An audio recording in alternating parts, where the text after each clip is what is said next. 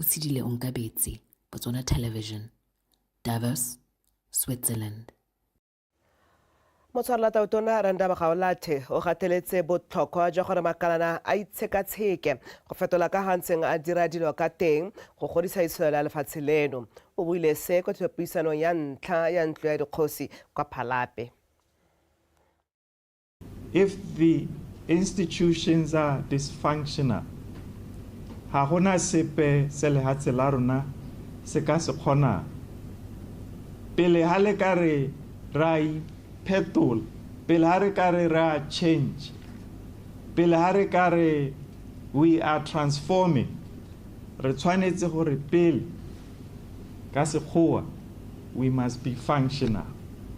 We must restore basic functionality of our institutions. Ile kgang ya ntlha e botlhe ba ba gang lehatshe la rona ba tshwanetse gore ba inaakanye le yona. Magosi, babereki ba government, setšhaba ka kakaretso, rotlhe mo lehatseng la Botswana sa ntlha kago ya rona re tshwanetse go simolola ko moding gore maphata otlhe a gang itsholelo le lehatshe a bereke. Re sa le fo modulasetulo wa Ntlo ya Dikgosi, Kgosi Malope wa bobedi o gwetlhile maloko a ntlo ye go nna le seabe se se bonalang mo ntweng kgatlhanong le kgokgontsho ya bong e tsweletseng ka go kekela mo lehatsheng leno. Kgosi Malope o buile se jaaka na semodisa semmuso phuthego ya Ntlo ya Dikgosi maabane. Wa Betsompolobusi.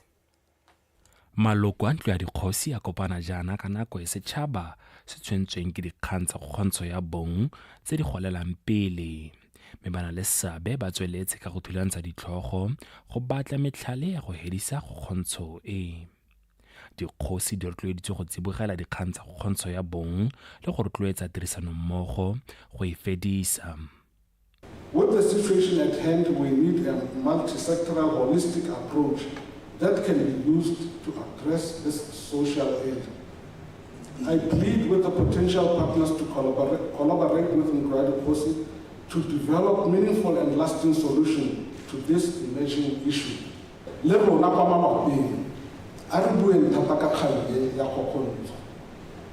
Re leke ka thata go builega, re bue ka lona go bona gore bothata tota bo ka tswa go tswa ga kae. Ke dumela gore kgang e ga se a baitsana pele ba gogi hela.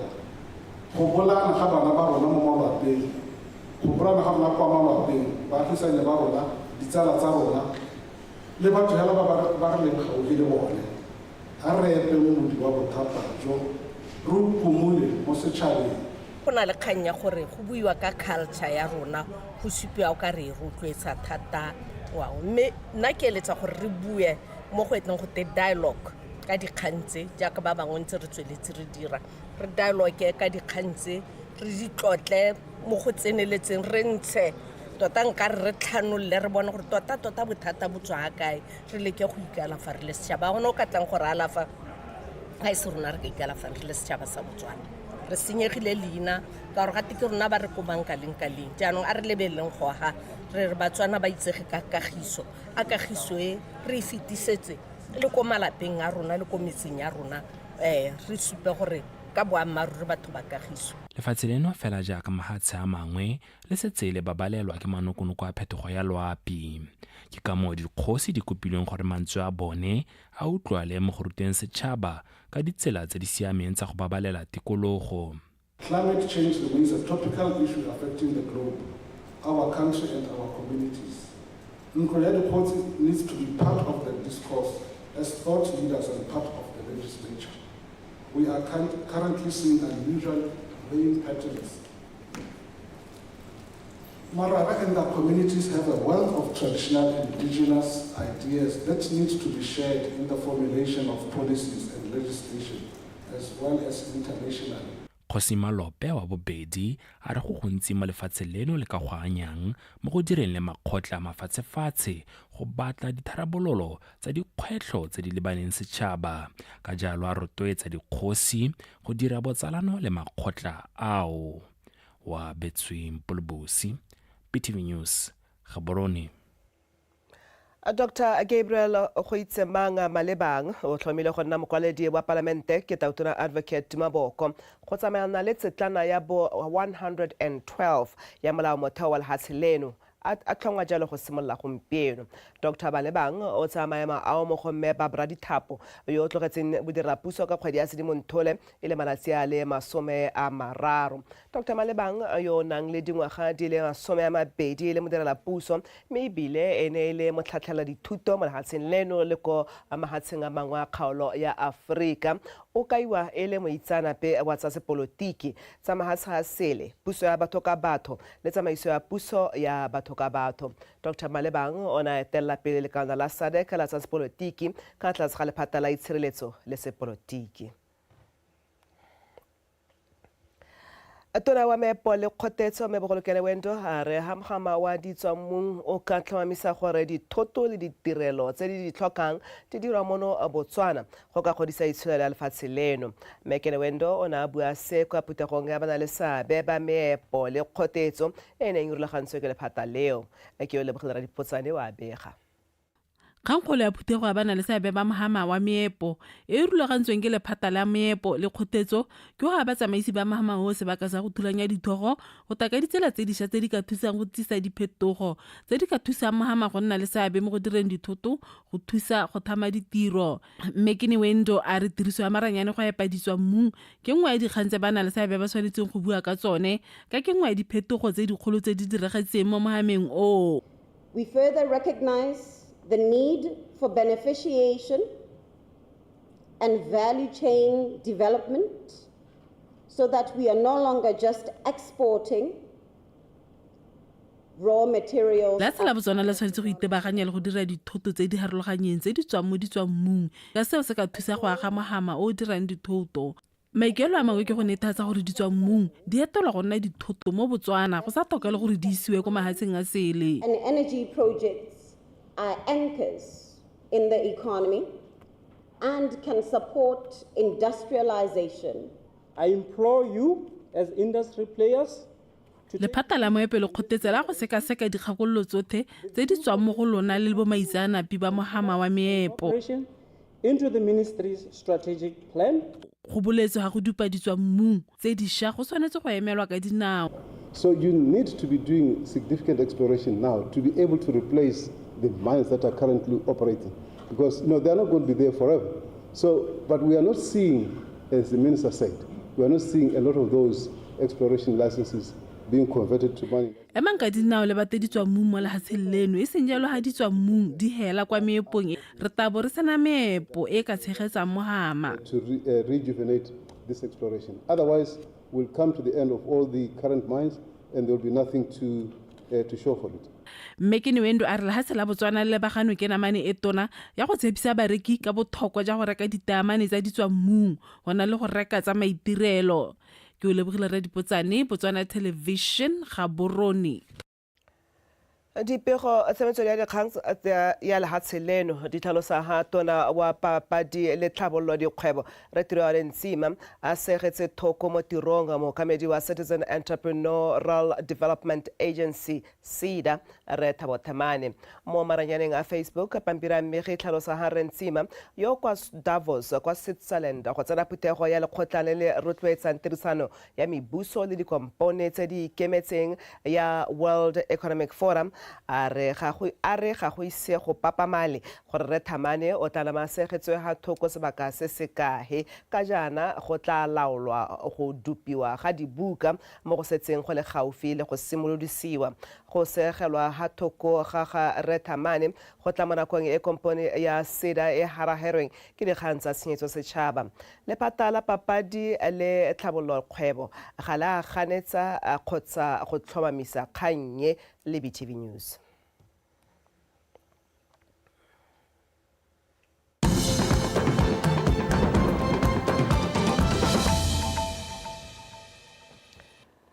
re tswa dikgang tse makhanselara a kgaolo ya Ghanzi ba amogetse lenaneo le le akanyediwang la go naya dikhansela dithata ba re tsamaiso eo e tla thusa gore ba gorose ditlamelo botoka kwa setšhabeng. Makhanselara ba ne ba buisiwa ka lenaneo le ke tona wa dikgaolo le ngwao re ke Tlhalefile Motshegwa kwa phuthegong ya khansele kwa Ghanzi. A re utlwe Angela Enosa.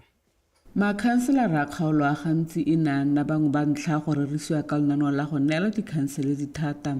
Lenaneo le le tlhamile go lebile go netefatsa ga dikhansele na le seabe mo go tseyeng ditshwetso ga mmogo le gore di tlhoka ditsompelo di go ka kgona go isa ditlamelo ko setšhabeng. Dikhansele di nna le dithata tsa go tsaya ditshwetso tsa gore di tlhoka mananeo ahe a ka tlhoka bokae a simolodisiwa leng le go a sekaseka gore a mme a ntsha maduo. It's about empowering citizens. Kgangkgolo ke go neela beng gae sebaka sa gore ba tseye karolo mo go tseyeng ditshwetso gore ba kgone go bolela botoka dikgwetlho tse ba di itemogelang, maikelo le maitlamo a bone ka mananeo a ama matshelo a bone ga mmogo le go tswa ka ditharabololo tsa dikgwetlho tse di ba lebaneng.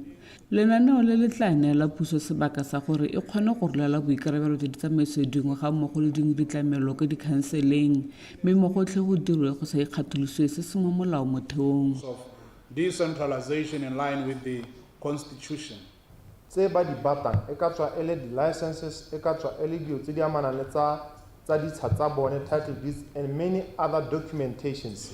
Tse leng gore nako le nako ba patelesega gore ba tse tshwetso e go gaborone. Go mo go dira gore itsholelo ya batho ba engotlege. Mme ga engotlega yana ba sa bona gape le thuso. Go dira gore go nne le lehuma ka jalo go botlhokwa gore itsholelo e tsamaiswe ke dikhansele ka gore ba kopana le batho ba ba tlhokang tsone dithuso tseo tsatsi le letsatsi mo strateng. Makhanselara a gatelela botlhokwa jwa go nna karolo mo go tseyeng ditshwetso ba re go ka ba thusa mo maitekong a go itirela madi le gone go isa ditlamelo botoka ko setšhabeng. It will actually strengthen that accountability because now we will not give excuses tsa gore nya semama na tsere tshwetso ya gore ke rona ba re ka dumelang gore madi a re ka kopang ke madi a bokete jo bokae a re nne le dithata go ntsha lentswe mo mading a re a kopelang council should allow and foster and create and give a chance to councils to create their own revenue. Mehela lenaneo le le tla tlhoka go tsengwa leitlho. There will be doubts and questions as to whether go tla nna le ketsaetsego gore a mme lenaneo le le tla ntsha madio a elediwang. Bangwe ba tla botsa gape gore a mme ga se gore lenaneo le le ntse le le teng ka gore lehatshelong le kgaogantswe ga le ka magae le ditoropo. Mme hela karabo ke gore puso e lemogile gore go santse go le gontsi mo go dirwang go ga borone le ntse ditlamelo tse dintsi tlhokiwa ke batho ba ka tlase ga dikhansele ko magaeng segolo jang. Ditshwetso tse dintsi di santse di fetisiwa pele ko maphateng go na le gore di tsewe mo dikgaolong se gautshwane. Re sa le ho tonona seno la gago a kenediwa go pusetsa tsamaiso ya gore dikokelwana di tsamaisiwe ke dikhansele gape kgato e tla tsewang moranang monongwaga. Angela Enosa, Botswana Television, Ghanzi. Samuel Sololwane le Veronica Khopolelo ba tla tswella ba tshegeditswe mo kgolegelong seo e le go sala morago taolo ya makastrata wa kgotla ya ditsheko ya Broadhurst go ratile moremi ra bakoloi ka jana ditlhotlhomiso tsa tsheko eo di santse di tsweletso tsheko e mo go yone go dirisitsweng ngwana wa dingwaga tse di ko tlase mo go tsa tlhakanelo dikobo mme ga di se di wele. Makastrata ra makoloi a re go potologa ga Sololwane ka ga go tsewa madi go tsweledisa ditlhotlhomiso ke lengwe la mabaka a dirang gore ba tswelle ba mo tshegeditse mo kgolegelong. A re utlwa Nkutlwile Thamaga ka pego.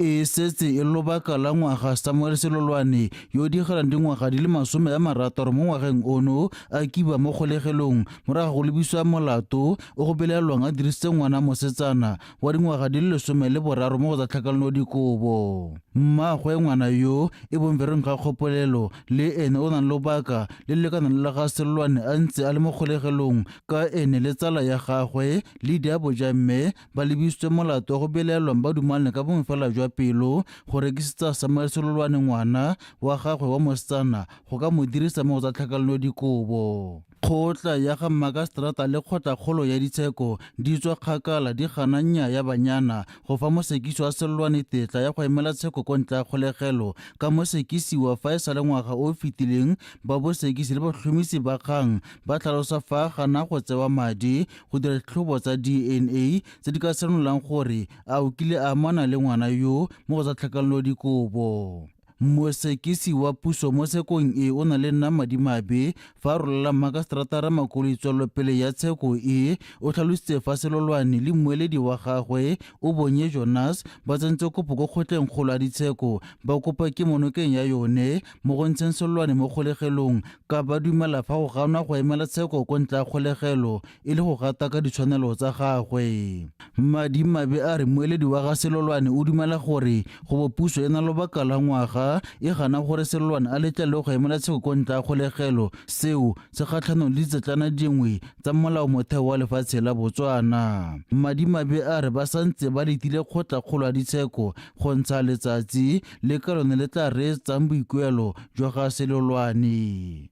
Mosekisiwa wa ntlha Samuel Selolwane le mosekisiwa wa bobedi Veronica Kgopolelo yo gape e le mmaagwe ngwana wa mosetsana yo o dirisitswe mo go tsa tlhakanelodikobo ba tla tswelela ba tshegeditswe mo kgolegelong. Mosekisiwa wa boraro Lydia Bojamme o tla letela tsheko e ko ntle ga kgolegelo. Basekisiwa ka boraro ba tla fa pele ga lekgotla kgwedi e tlang e le 25.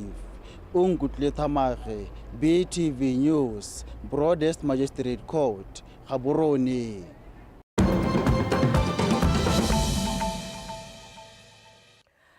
a jaanong re tsena mo go tsa magatshasele mapodisi kwa Aforika Borwa ba mo patlong ya ga James Neo Tshwaedi yo go belelwang le tshoso e rweleng mo go epeng mo go seng ka ga molaong ga gauta kwa lehatsheng leo. Tshwaedi yo itsegeng ka leina la Tiger ke mongwe wa ba ba fitlhetsweng ka tlase ga moepo o neng o phuagantswe kwa Stilfontein mme ebile o lebanwe ke melato e akaretsang dipolao di le mmalwa dititeo tsa batho mme go tlhalosiwa ga mapodisi a na le bosupi jwa ditshwantsho tsa motshikinyego le basupi ba ba kayang kamano ya gagwe le melato eo. Ha e sale ka kgwedi ya Phatwe ngogola mapodisi ba lefatshe la Aforika Borwa ba simolola dipatlisiso go tshwerwe batho ba palo e ka tshwarwang 2,000 mme ebile go ntshitswe ditopo di le 27 mo moepong e sa tlholeng e dirisiwa.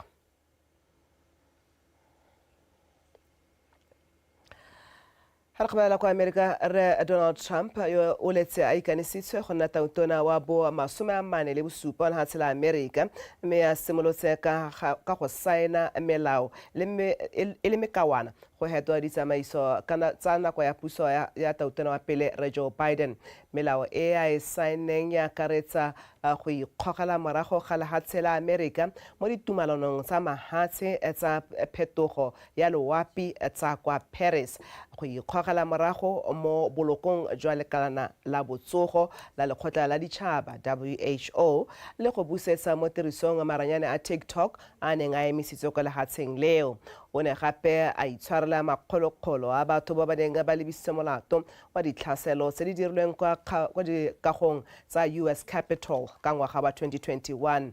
Melao e mengwe ya ikanneng go e saena ke go fedisa tshwanelo ya go nna moagi wa lefatshe la Amerika morago ga go belegelwa ko ga bana ba bahaladi, go oketsa maiteko a go epa ole mo lefatsheng leo le go oketsa makgetho a dithoto go tswa kwa Canada, Mexico le China. Takribe khutlo go nefa ke stela city ke ga go ka tsa metshameko.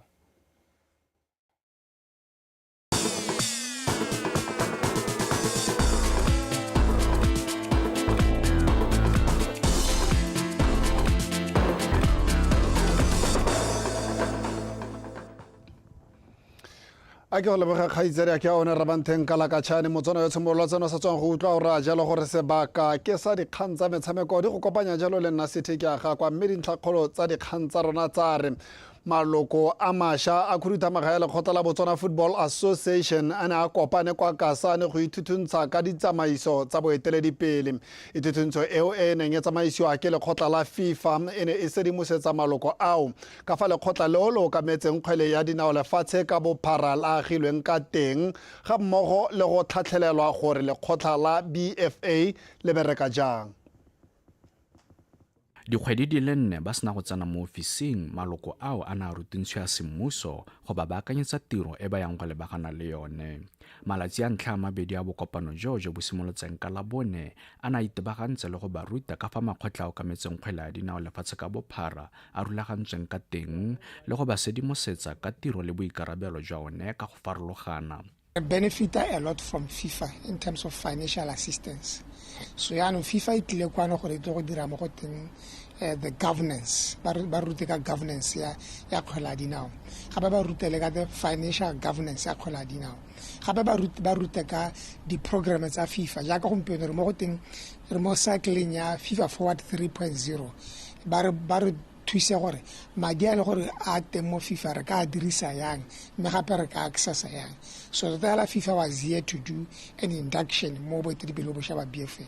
Sengwe sa botlhokwa se malokwaneng a tlhoka go se tlhaloganya ke ka fa dikomiti le mananeo a lekgotla le batla bong ba le eteletse pele a rulagantsweng ka teng gore a dira eng ebile se dirwa ke mang gore a tle a kgona a sa le morago sentle ditsamaiso tse di maleba. Tota ne go le botlhokwa gore new leadership itse the expectation tsa our where we affiliate being CAF and FIFA gore tshwanetse re dire dilo jang. Hela ka no o getsa re le teng o bona gore they were speaking to how we can access funding, reporting le gone gore the executive and the secretariat how we should work that we ka bontsi re sa di itse go di ganza bo di funds le tse dingwe re ntse re sa itse gore go thokala madi bokae re thoka eng re ta bo rona le rona re le ka kwana re gala nna ntse re BFA rile mme for now ke tsa re mo level ya gore le ha le bone ba ra banteng ra bo re itse gore mme tota bua maruru bo ha kae ebile re ka bona eng re ka se ke re bone eng ebile se ka takana ko mang gore se kana le tsholoelo tse di go godimo kana tse di khakala like e re toa go tha gona madi re ra kanya re gongwe batho ba re bolle seleng ba maruri e re jaaka ithutuntsho eo e tsile bokhutlong khuduthamaga e ntšha e solofetse go bofa ditlhako go tshwaraganela tiro tsa lekgotla la Botswana Football Association gore di tsamaisane le se lekgotla le itlamileng go se fitlhelela. Katlego Kgakole, BTV Sport. mme jaanong fa re gare la dikgang tsa rona morulaganyi wa lebelo la FNB Kazungula Bridge Marathon David Lebalelo a re dipaakanyo tsa lebelo leo di tsweletse sentle jaaka ba setse ba fitlheletse dilo di le mmalwa le go ipaakanya botoka mo go tsebana le seabe ba neng ba lela ka tsone mo lebelong leo la ngwaga o hetileng a re utlwe go rata moeng ka dintlha. E re ka jaana lebelo leo le tla bo le tsena mo ngwageng wa bone go ne go patelesa gore ba itseanape ba lekgotla la le okametseng mabelo a lefatshe ka bophara ba tla go tlhola gore a le ntse le setse ditsamaiso tsa lone morago sengwe se ba rulaganyi ba ipelang ka sone go bo ba se fitlheletse. So good ke tsa ke re mo tseleng we had our first activation this past weekend ka ko mo Gaborone, Kalape and Francistown. Dipaakanyo tse dingwe nnile go dira thulaganyo e lolameng ya tsela go araba selelo sa ngwagola sa batabogi bangwe ba ba neng ba timelelwa ke tsela. In terms of preparing the route ka ko Kasane, we've been there last year with World Athletics route measurer. Ona ile go certify gore the route measurements as ke sampele tsone. Remember se se iragalang ka di marathon every 3 years they have to be certified to make sure that we do the correct thing. We did, and we have already received the certification. It's a di route tsotlhe the 5 kilometers, the 10 kilometers, and the 21 and the 42 kilometers. Dipuisano le mafatshe a bapileng ka tsa boroko dipalamo le go bulelwa ga melelwane di gatetse pele gore bana le seabe ka go farologana ba se ka ba itemogela bothata bope. Another issue that we are working on at the moment is to work with our counterparts on the Zambian side and the border authorities gore ba leke go bula border as early as nako tse di rileng so that they allow people to sleep over ka ko Zambia. Remember go na le accommodation ka ko Zambia. It's just a matter of the authorities allowing us to cross over kabo 5:30 before the marathon starts. Accommodation in Tikako, Zambia, we can still engage with the Namibian side. Remember, Kanako Haler Nalbo Vic Force, Nalbo Bo Namibia, Banalidi establishment on the other side. We can still get in talk with them and say, provide our people accommodation. In terms of transport, I've seen Botswana out there. They've started advertising their packages that transported to Kasane. And akidumela gore Botswana ba le bantsi ba di bona mo maranyane, and later now we are still engaging other service providers to maybe provide their buses tse tla beng di emela mo ga borone to Kasane. Mofenyo wa lebelo la monongwaga le le tla tshegetswang kgwedi e tlang e le 22 kwa Kasane o ya go ikgapela 75,000 pula. Kgoratamweng PTV Sport Gaborone. Motsana wetso la modisa le tharapana ga kwele galala dikgang tsa rena duela ka tsela e ntseng jalo tsa LABOBEDI mo Botswana Connecta mo nakong ya gompieno ke leboge kgaitsa diake a mantle babili yo ena nang a rena dikgang tse ka puo ya diatla le yena ra kgaogana phiri a rile ga bose gangwe la ka mosoletsatsi ke le lengwe mme one ra bantheng ka la ka tshane ene we me sentle go tsweledisa a ba garla ditirelo tsa Botswana Connecta go fitlhela re kopana gape modimo ke o.